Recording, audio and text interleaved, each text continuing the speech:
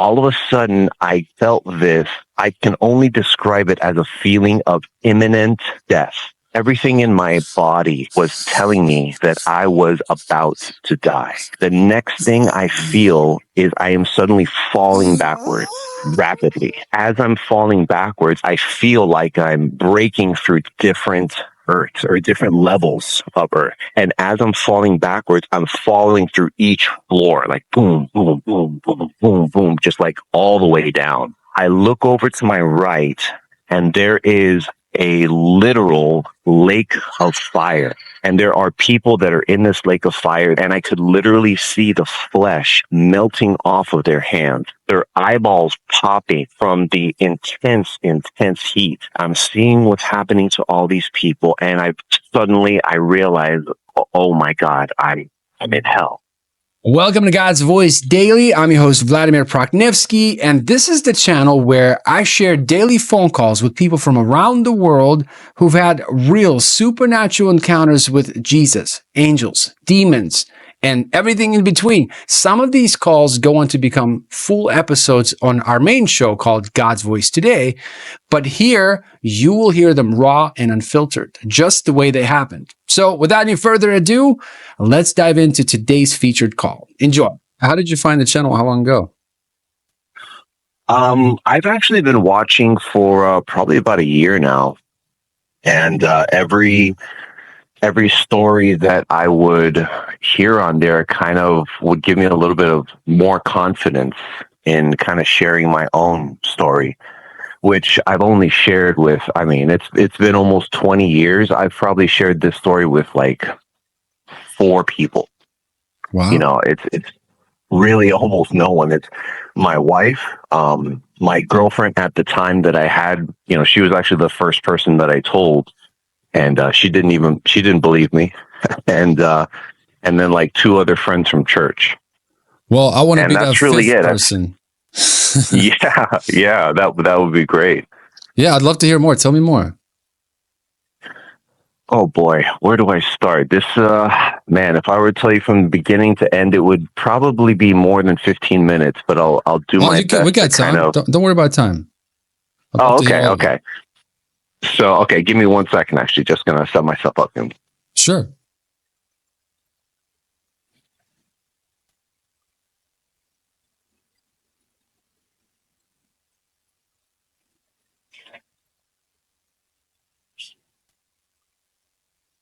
All right, can you hear me? Yes, sir. Hello? Okay, cool. All right, so let's see. So, like I said, this was about 20 years.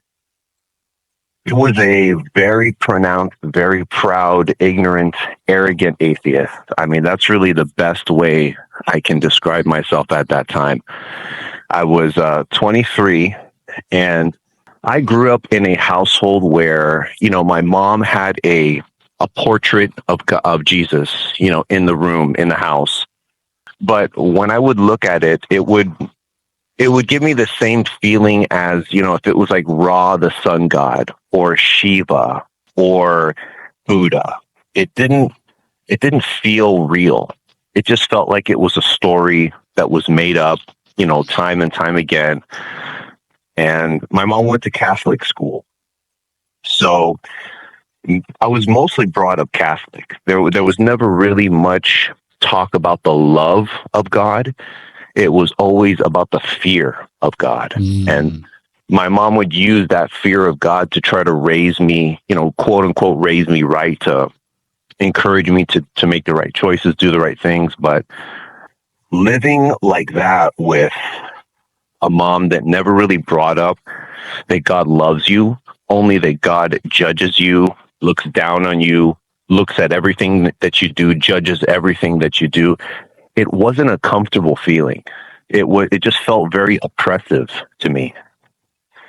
So that kind of started my journey away from God. So I did my communion when I was, 7, 8 years old, things like that. I did CCD in Sunday school, and those things I just did it, just to appease my mother, but it never really had an impact on me, I feel. And because my mom was Catholic, when she would pray, she wouldn't pray to Jesus. She would pray to, the Mother Mary, or she would pray to a saint, because my mother's name is Lourdes, and there's a saint, Saint Lourdes, and she would always pray to this saint, Lourdes.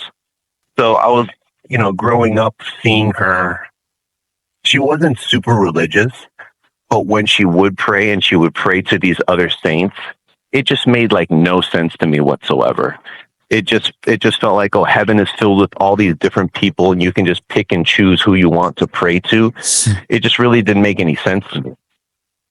So I grew up mostly from that. I went to a private school for most of my elementary school life. And we did a morning prayer, afternoon prayer, then a prayer when we would leave school.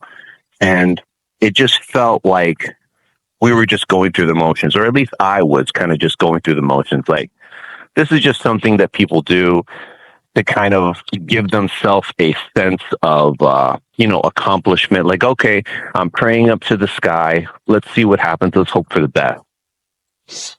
So that was my kind of foundation growing up. And probably around the time that I was 15, I had my first, I guess, really big life experience, which was my grandmother dying. And when my grandmother passed away, something felt different. I felt like there was something else after life. I didn't know what it was, but I just had a feeling that there was something else. So that kind of started my curiosity. But that was all that it was. It was just a curiosity. Fast forward to me being 23. I did not, like I said, did not believe in Jesus or God. Did not really believe in a higher power. But I just felt like there was something, but I didn't know what that something was. And at this point in my life, I had loud truck there. I had a girlfriend at the time who was going to a youth group, who had grown up very Christian, and she never really pressured me to be Christian myself. She never pressured me to follow Jesus. She just kind of gave me her own experience and was very kind about it. And we had a group of friends there that I met through her, and they all went to the same youth group. So we all started going to this youth group ministry together, which actually took place in my old elementary school, which I thought was very coincidental. And we started going there, and I used that really to be a jerk. I would mock every single lesson that they would ever teach over there. And like I said, no one ever pressured me to think one way or the other. No one ever told me, oh, you're going to go to hell if you don't believe this. Everyone was really cool, honestly. But anytime I had the opportunity, I would kind of poke and jab at Jesus or at God or at the particular gospel lesson that they were going over at that time. And I felt great about it. I never felt guilty. I never had any sort of like second thought about it. I just didn't feel like it mattered. I felt like I could say whatever I want, do whatever I want, and it's God. God's not real. Nothing's going to happen to me. Until one night, it was a perfectly normal day. Throughout the day, nothing really eventful had happened. I had been going out with this girlfriend for about 2 years or so. That relationship was already coming to an end. I could just feel it. We were already drifting apart. And when you're a couple and one person is an atheist and one person is very deeply believes in God and believes in Jesus, those kind of relationships, do not typically last very long. Or if they do last, they're typically very stressed. They're not comfortable relationships. So we were getting to that point where we were about to kind of split up. And I was getting into bed. I laid in bed. I closed my door just like I always do when, typically when you're going to go to bed, you just lock your door, turn off all your lights, and, you just sit there and close your eyes and go to sleep. I closed my door. I laid down in my bed, turn off all my lights, and I just closed my eyes and just trying to go to sleep. When all of a sudden I felt this, I can only describe it as a feeling of imminent death. Everything in my body was telling me that I was about to die. I had only felt that time in my life. I've never ever felt that feeling before, and I'll afterwards. Since then, I've only felt it one other time, and it was directly related to someone's death. But this time was the first time I was ever feeling it. And it basically just felt like I was going to die, and it was inescapable because it was happening in my body. When you, just like if you have taken, if you've ever taken a drug or alcohol or anything, it's in your body. You can't do anything about it. You're going to have this experience whether you like it or not. So I started having this feeling of dread. It was, a terrible feeling. It crept up from my toes, from my feet, all the way up my body. And it was terrifying me.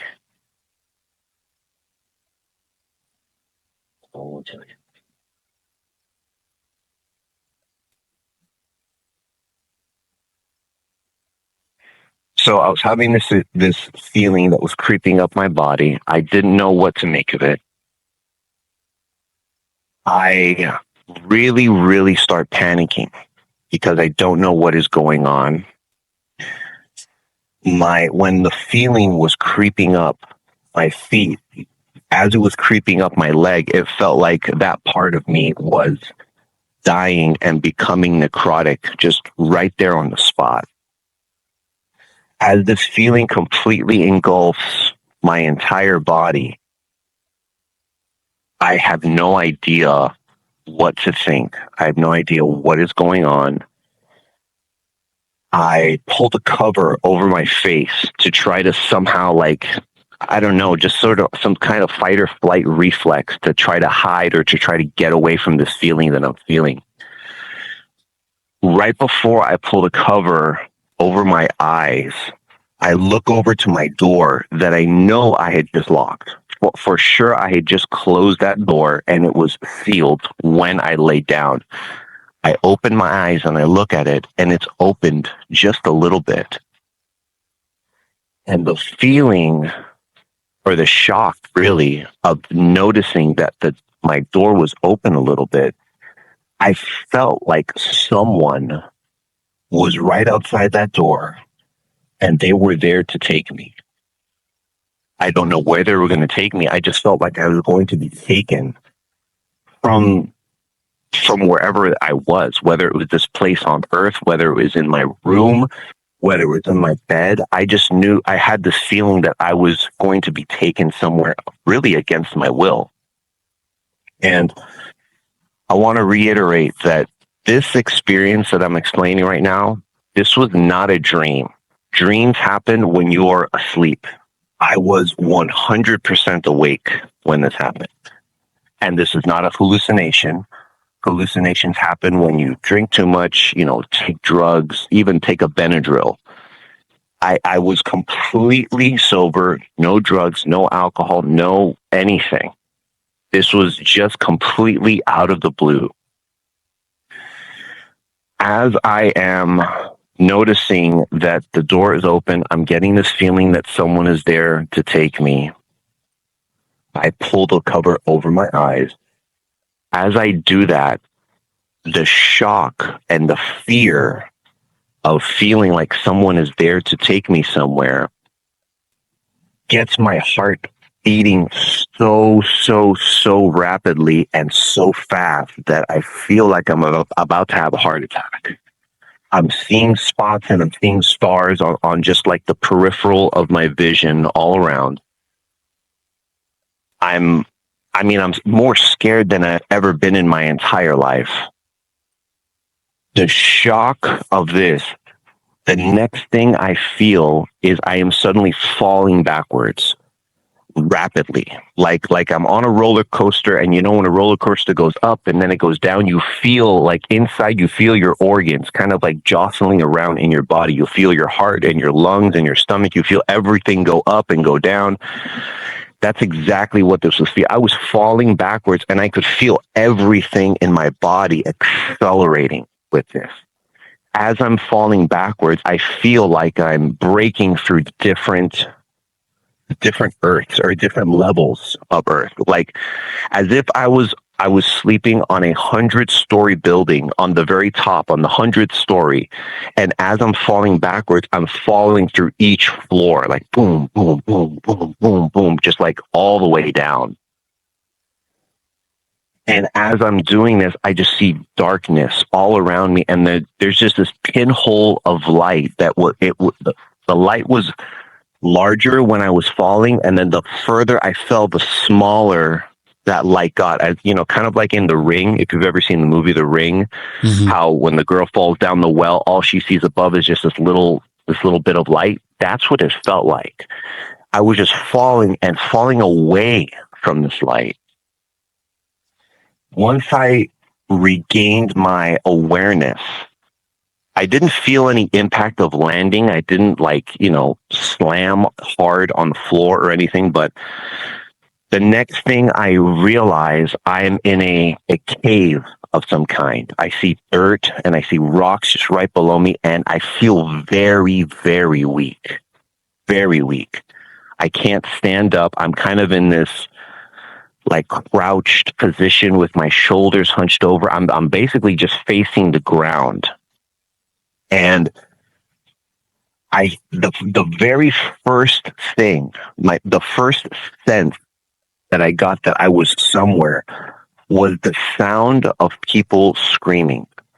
And when I tell you they were screaming, I mean, I've never heard a scream like this on Earth, in a movie, in real life, even in, if you watch a video of some sort of disaster happening, an earthquake, a fire. I mean, there's nothing that I've ever heard that compares to these absolutely horrifying shrieks of agony and pain that I was hearing when I was here. So I'm hearing these insane screams, cries, shrieks of horror and agony. I look over to my right, and there is a literal lake of fire. And there are people that are in this lake of fire. And they're just burning, and they're burning and screaming, and some of them are lifting up their hands to try to get out of the lake of fire, and I could literally see the flesh melting off of their hands. I could see the flesh melting off of their faces, their eyeballs popping from the intense, intense heat. And I also saw some people that had fully burned already. All of their flesh had already burned off, and their flesh was regenerating just to burn off and for them to go through it again. I mean, it was the scariest, most terrifying thing I could ever see. And that was over to my right. Over in front of me, the area that I was in was very dark. Like, it was dark, but it was also bright at the same time because there was fire, and the fire had a luminance to it. But the light that the fire was emanating didn't travel very far.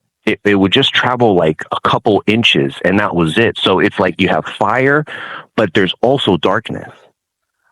I look in front of me, and I notice that I'm in what seems to be a cave, but the cave walls didn't look like a normal cave. They looked like almost like they were bleeding flesh.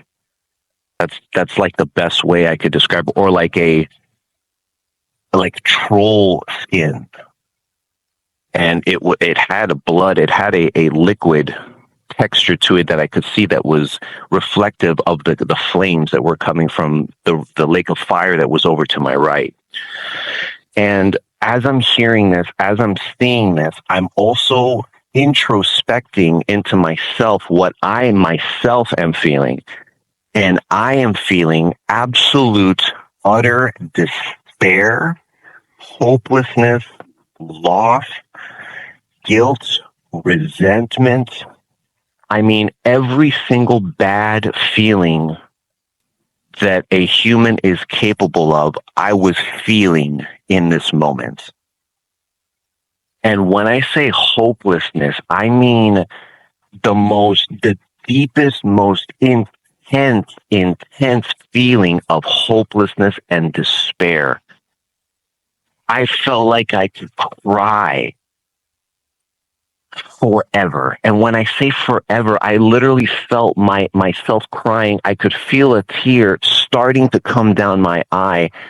And then as I would yell out and let out a scream, I could feel that scream echoing just like through eons and eons of time. That is happening to me. I'm looking over to the right. I'm seeing what's happening to all these people. And I realize, oh my God, I'm in hell. How did I get here? How did this happen? And this feeling of resentment and guilt started hitting me like, I can't believe that everything is lost now. I had this beautiful life on earth and now it's all gone. I've lost it. And there's nothing that I can do to get it back. It was a complete giving up of control. While I was on earth, I had control of my life. But now that I was in this place, I had no control. I had no authority. Every bit of free will and authority that I thought I had on earth had been completely taken away. And I was just felt with this incredibly intense sadness that I thought, oh my God, now my parents are going to come into my room the next day and they're just going to find my dead body in my bed. And they're not going to know what happened. They're not going to know about this experience. I'm never going to be able to tell them that I love them again. I'm never going to be able to experience, another breath on earth. It was this super intense feeling of hopelessness and loss. I had no idea what I had, but now it's lost forever and I can never get it back. I mean, it was just the worst feeling that I've ever felt in my life. As I'm feeling this, as I'm basically saying farewell to my life and being so sad and upset that now everything is lost, the people that were over to my right, that were in this lake of fire, who had just a second ago, they were screaming in agony in a way that I've never heard before, intensely. Now I start to hear them change. Their attitude shifts. Instead of screaming, now one by one, each one of them starts saying, "Jeez, jeez, Jesus," and it gets louder and louder. And I see a white light that's emanating over from my right shoulder. And I'm too weak to actually turn over and look in his direction or to see what they're looking at or what they're sensing.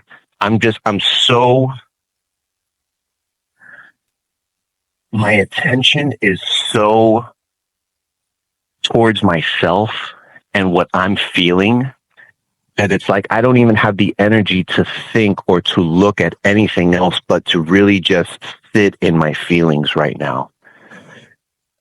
As these people start saying, "Jesus, Jesus," and I see this white light kind of coming forward, the people who were in the flames started reaching out towards him.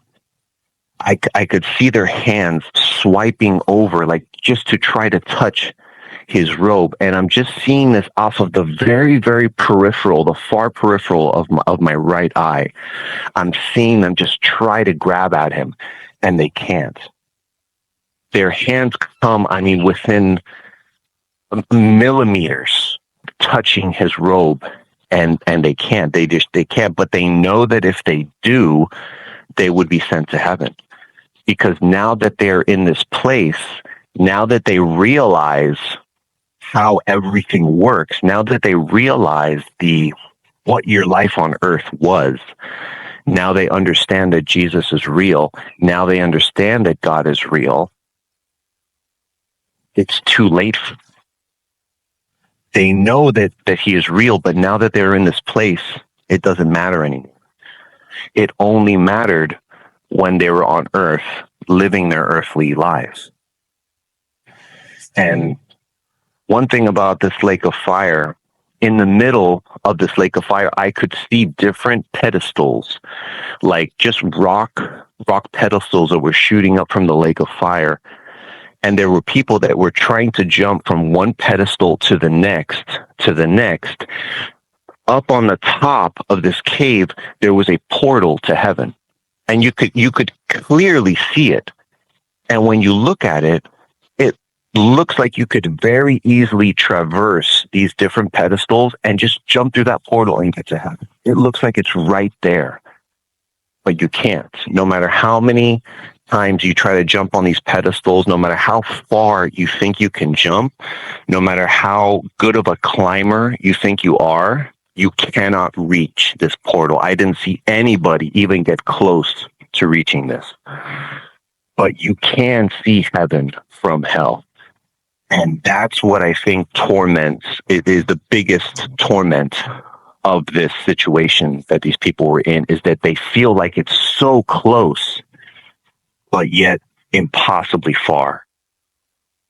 So as this white light is approaching over my right shoulder, as these people in the flames were grasping to try to touch Jesus, and I'm still feeling everything that I'm feeling, this loss and this hopelessness and this torment and this deep, deep sadness and regret, he comes over to me and touches my shoulder. He crouches with me. He gets on his knees with me and puts his hands on my shoulder. The moment that he puts his hands on my shoulder, I went from feeling the worst that I have ever felt to the absolute most euphoric and happy I've ever felt. When he touched my shoulder, my heart exploded. I mean, exploded in love. The most intense, beautiful feeling of love that I can express. I felt like all of the love and the intensity of love that I had felt on earth in my regular life, all of that love, the love from a mother, the love from a brother, the love from a spouse, the love of your favorite childhood pet, all of that love fit into a nutshell. And now this love that I was feeling felt like it was as big as the universe. I mean, when I say my heart exploded in love, that's the only way that I can express it. My entire core, from my longest hair to my longest toe, was just filled with this intense, beautiful, warm feeling of ever expanding love that I've never felt that before. I've never ever felt this intensity of love before. And it felt like all of these different loves that I've mentioned, the love of a mother, the love of a brother, all of these things all combined, it felt like this is where love came from. If you have the feeling of love on earth, you're only able to feel love because Jesus created that love for you to feel. Without him, No one on earth would be able to feel love. And Jesus is responsible. And when I'm stating these facts, these aren't things that he said to me. These are just things at the moment that he touched me, I just knew them. They were just instantly uploaded into my brain or my soul at that point, and I just knew this is how things worked in this moment. Every feeling of satisfaction, of fulfillment, and of love that we feel on earth is because of him. And it is from the smallest little things to the biggest things. When you wake up in the morning and you leave your house to go to work and you look up to the sky and you just take that first big deep breath in the morning and you feel the sun on you, you look at the sky on you, that feeling of, okay, I'm ready to take on this day. That feeling is Jesus. When you are thirsty and you drink a glass of cold water and you have that, that feeling, that is Jesus. You are feeling that because Jesus has given us the ability to feel this sense of satisfaction and fulfillment from these little things. When you are freezing on a cold night and you put a blanket over yourself and you feel warm, you can only feel that because Jesus has given us that feeling to feel. Every single thing, every single feeling of satisfaction and happiness comes from him. He invented love. So he puts his arm on my shoulder. He basically is kind of hugging me. He has one hand on my right shoulder, and he has a staff that I can see off of the peripheral of my left eye because he came over from the right and he hunched down over me, and his face is over to my left. And I can't see his face, which is kind of freaking me out. But at the same time, I'm not worried about anything now. At 1 second right before Jesus came, I was worried, I was anxious, I was fearful of absolutely everything. Now that he was near me, I feared nothing. I felt complete elation that he was near me. So I look over to my left, and his face is blurred out. I can see hair. I can see that he had a staff in his left hand. I saw that he was wearing a white robe with a purple violet sash around it, but I could not see his face. His face was just, it was just a shadow or just a blur. And as I am understanding who this is, I'm getting all of these feelings within myself of this recognition. Once your soul leaves your body and you are no longer bound by the human limitations of your brain and your understanding, your earthly understanding, your soul leaves your body, and all of a sudden, all of this cosmic knowledge comes back to you. It's not that you're learning it, it's you're remembering it from before you incarnated on earth. I understood that Jesus was real. I instantly knew that this energy I was feeling was Jesus. I instantly knew that this is where I came from. This is where my soul came from. This is my Father. It was just so clear to me.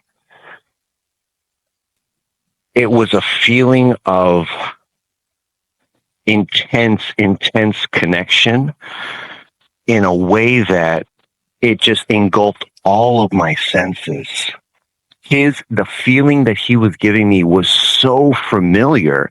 It was like, oh, well, yeah, this is where I came from. It was just so natural that his energy was so familiar to me. I can relate it to when I was a kid, both of my parents worked, and sometimes they would leave me home alone. I'd be like maybe 10, 11, 12 years old, something like that. And when they would get home from work, I could tell who was at the door because of the sound of their keys. You know, your mom has her keys and they sound a certain way. Your dad has his keys and they sound a certain way.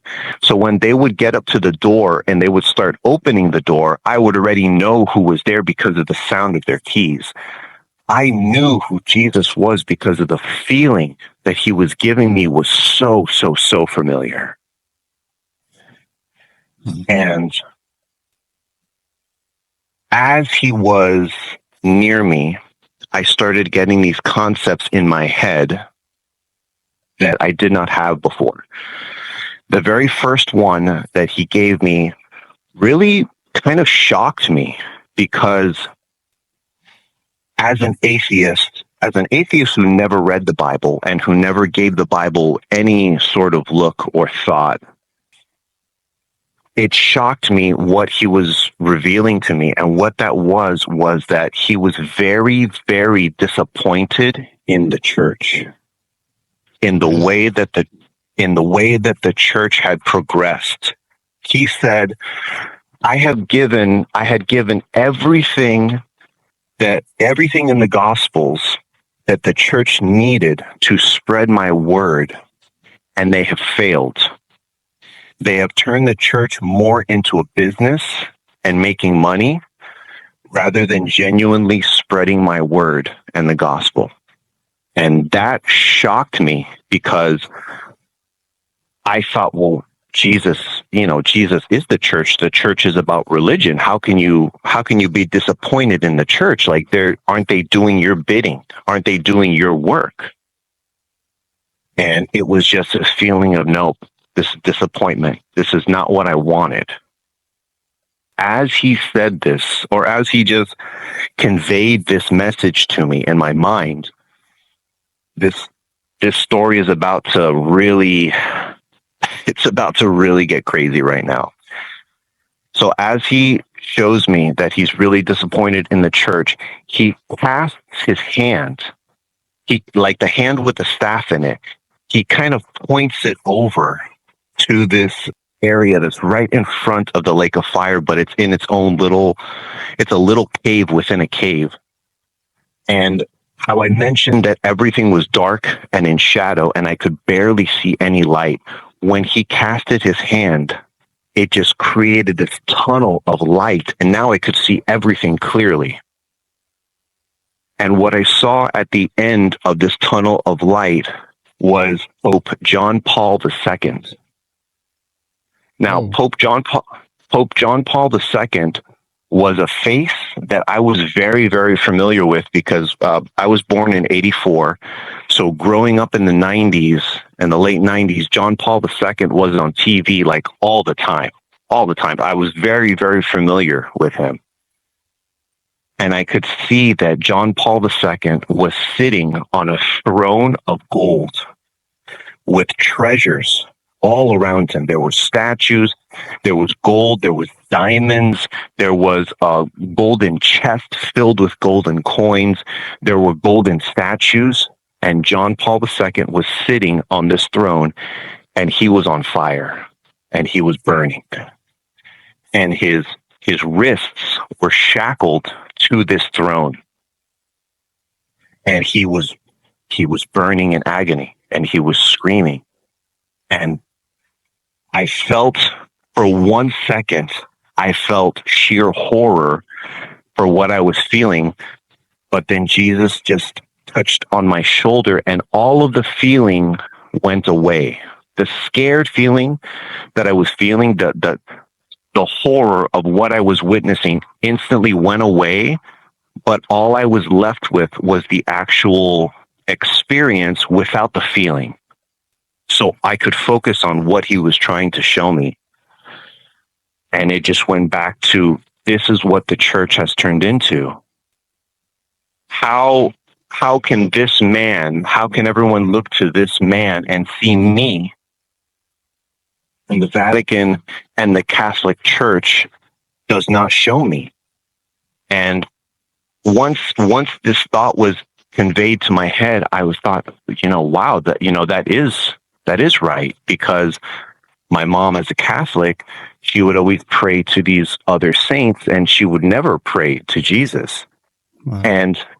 And Jesus told me that anybody that leads people away from Jesus, that is really, really not good. He really, really, really does not like that. When you are purposely and purposefully leading people to believe that something is greater than Jesus, or that Jesus is not great in the first place, that there's no need to come to him, he really does not like that.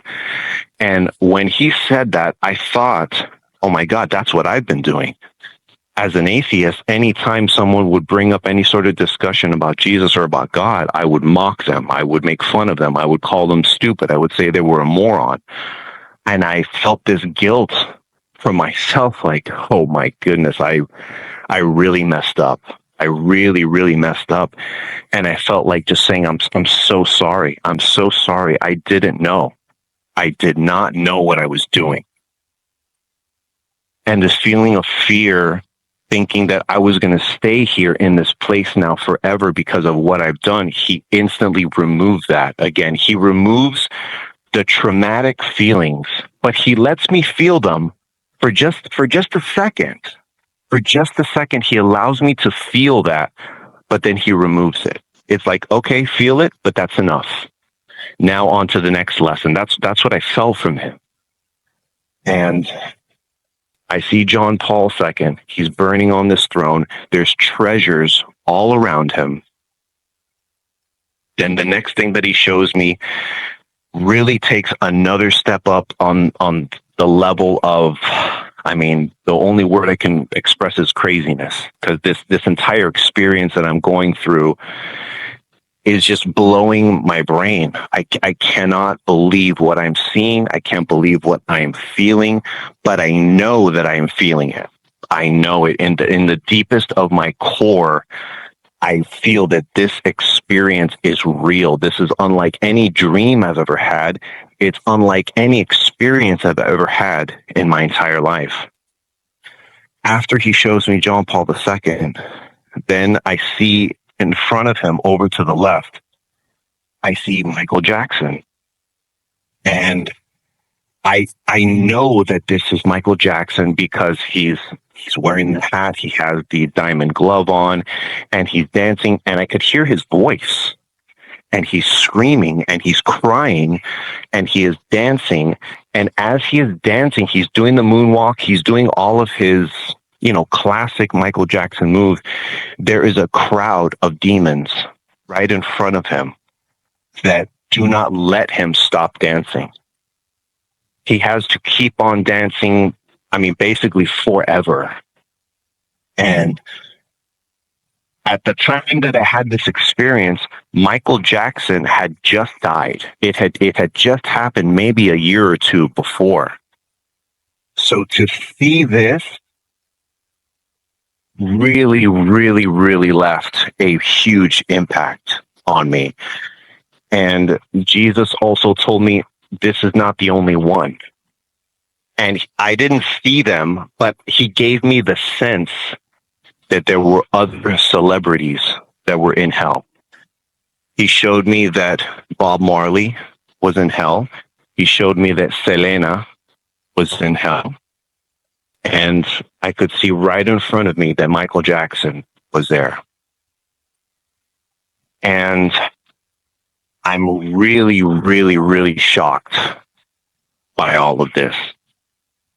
And every time that I feel a sense of discomfort, he instantly takes away the sense of discomfort, but leaves me with the experience. It leaves me with the memory. And after all this has happened, I see John Paul, I see Michael Jackson. Over to the left of that, there are people, regular people, that have their wrists and their arms, they're kind of stuck in I'm going to say a crucified position where their backs are against the cave wall, their arms are spread wide open, their wrists are locked to the wall, they can't move, and there are demons that are slicing and eating their bellies. Like the demons had these claws that they would slice open the bellies, the intestines would spill out of these people. These people were screaming in agony. And then after they were basically eaten alive, their skin and their intestines, everything would regenerate, and then they would be eaten and sliced and killed again. And I really, really did not want to be in this place anymore. So as soon as I saw this and I saw everything, and I said to myself, wow, this is a lot. This is a lot to take in right now. I started traversing back up.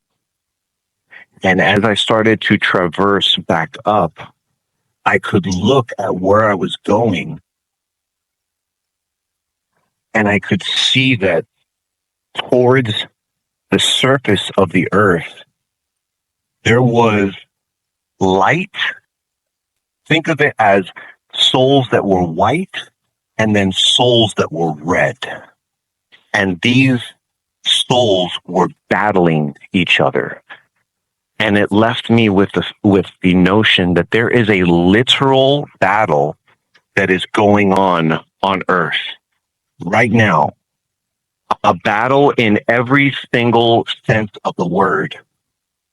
But when we are in our human bodies with our human brains and our human eyes, it is a battle that is imperceivable to us. We can't see it, but it is happening just below the surface.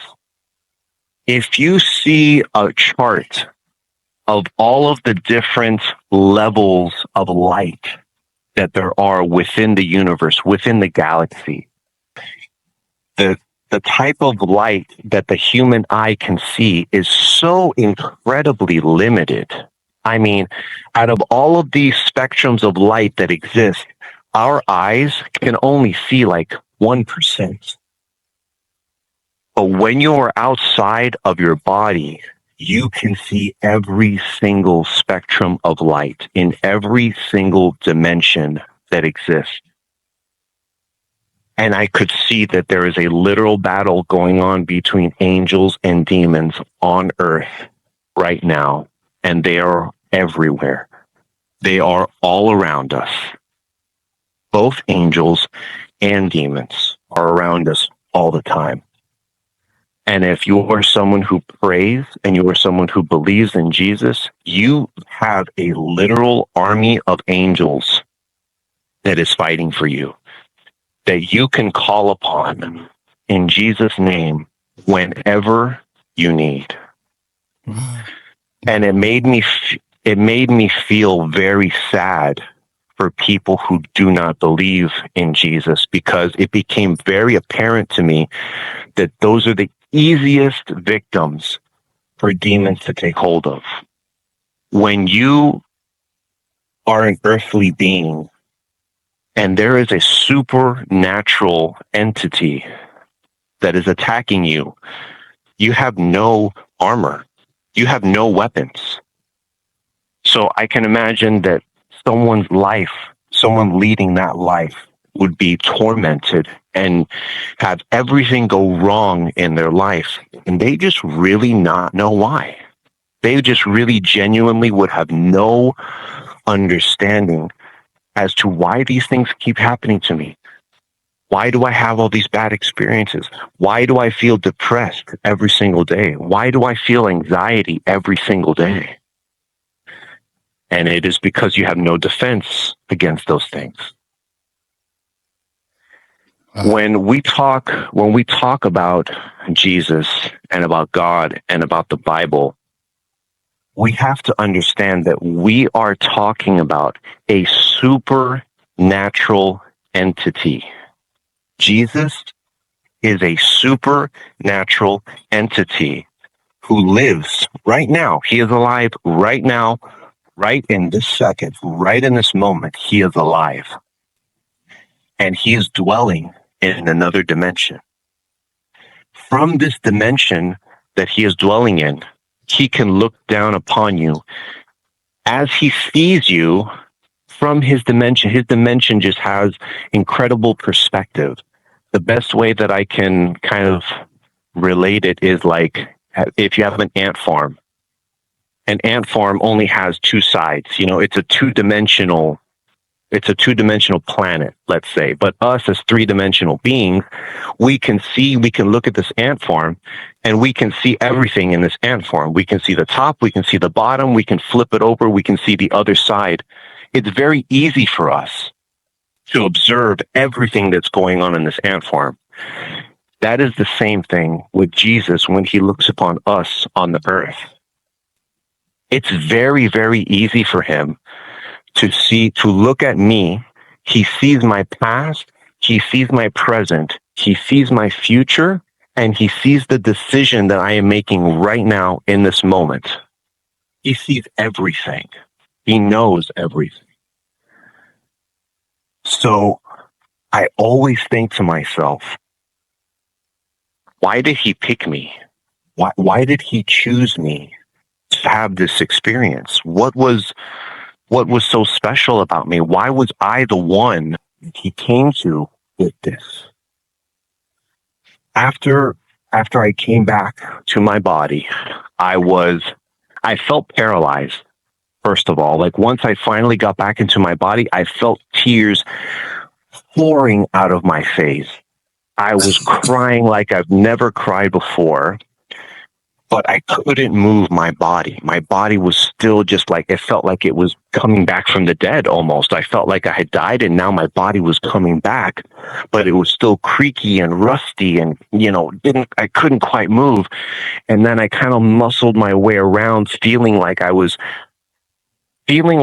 in a pool of molasses, and I just kind of like pulled and muscled my way out of the molasses.